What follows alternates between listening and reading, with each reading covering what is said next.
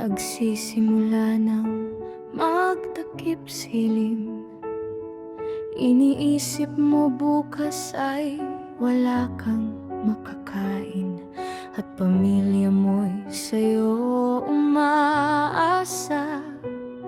Hindi ka makatulog sa bigat ng alalahanin, at maaga pa sa sikat ng araw bumabangon ka para sa iyong mahal sa buhay. Mga karamdaman ay binabalewala, kailangan mong tiisin hirap ng kalagayan. At hanggang sa katanghalian, ikaw ay nasa ilalim ng sikat ng araw. Mahirap ang buhay magsasaka, ikaw ang nagpapakahirap, ngunit wala sa iyong natitira. Kailan kaya mapapansin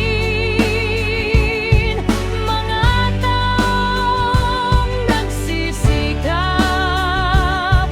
kung sino pang nagtitiis hanggang ngayon sila ay salat.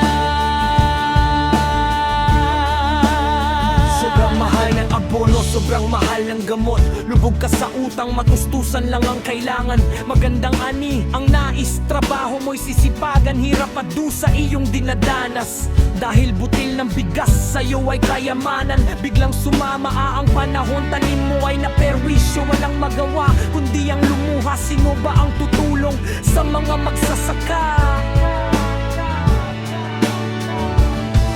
Kailan kaya mapapansin mga taong nagsisikap, kung sino pang nagtitiis hanggang ngayon sila ay salat. Pagdating nga ng ani, sandaling saya ang pakiramdam, biglang bagsak ang halaga ng palay at maraming pang pagbabayaran. Naubos din